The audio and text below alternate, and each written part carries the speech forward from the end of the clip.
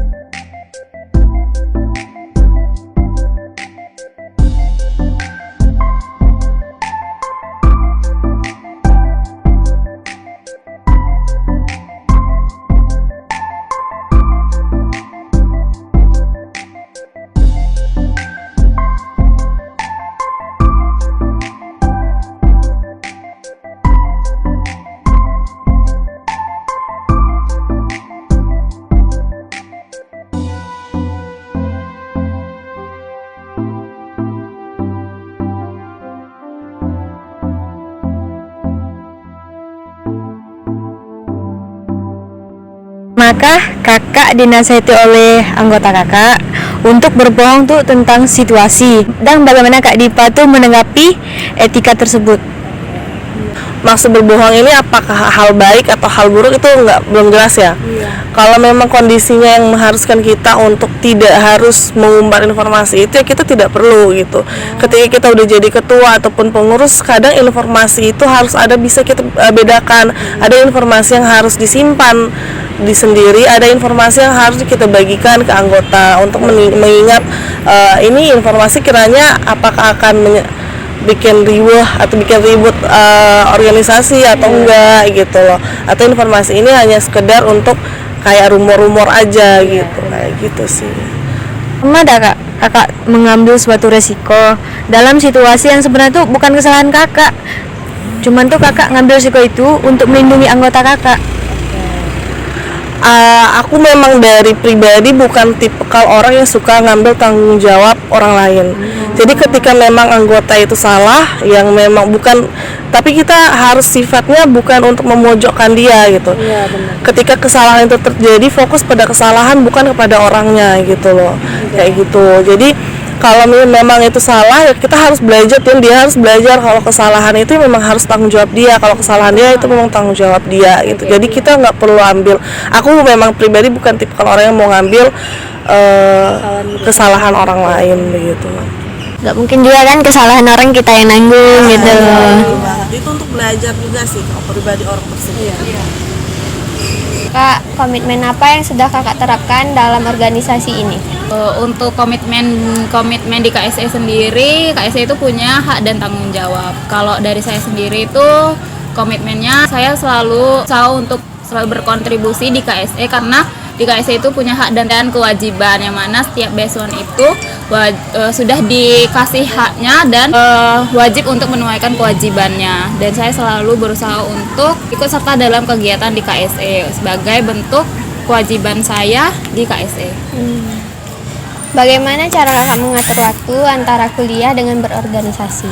Atur waktunya yaitu kakak biasanya membuat list kegiatan itu per harinya, di mana list kegiatan itu beserta jamnya. Jadi ada kegiatan, ada jamnya. Jadi dalam list itu kita tahu per harinya kegiatan apa saja, apakah kuliah, apakah organisasi, sehingga dalam satu harinya itu dapat terorganisir dengan baik antara kuliah dengan organisasi. Berarti emang terjadwal gitu ya Kak? Ada jadwalnya.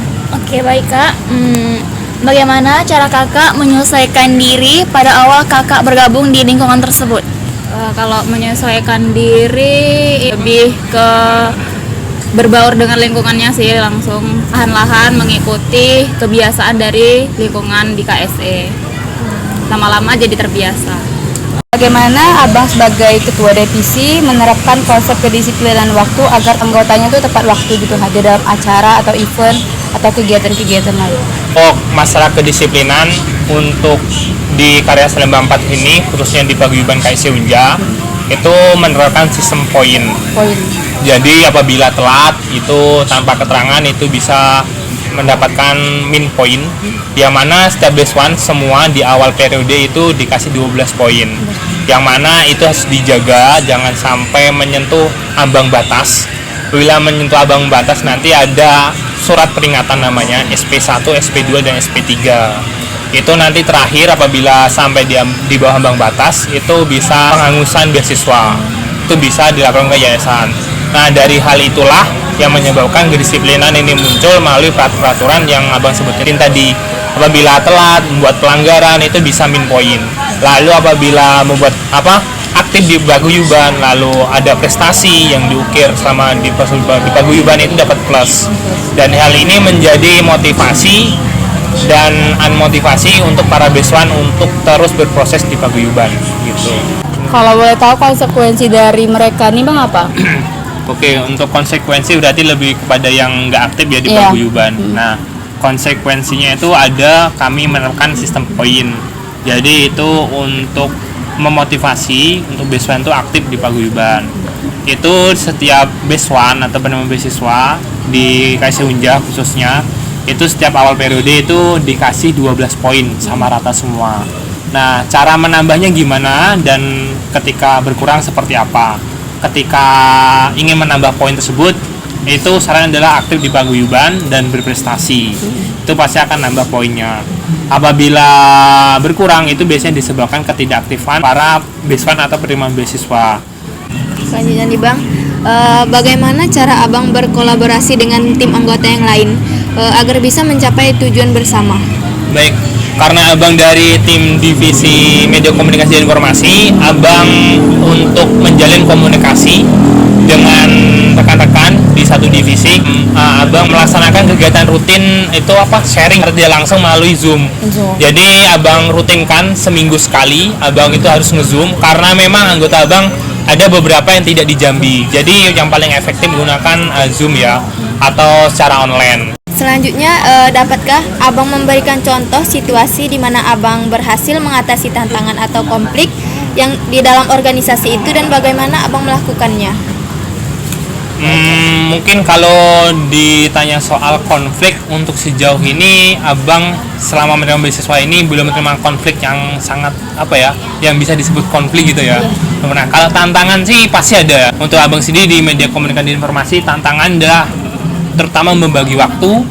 Lalu ada juga program kerja yang harus full time, seperti yang mana program kerja abang tuh ada namanya bootcamp pelatihan desain. Sebelumnya kami ucapkan terima kasih kepada Kak Dipa karena telah menyempatkan waktu hadir di tugas wawancara kami. Kami ucapkan terima kasih yang sebesar-besarnya. Semoga sukses. Amin.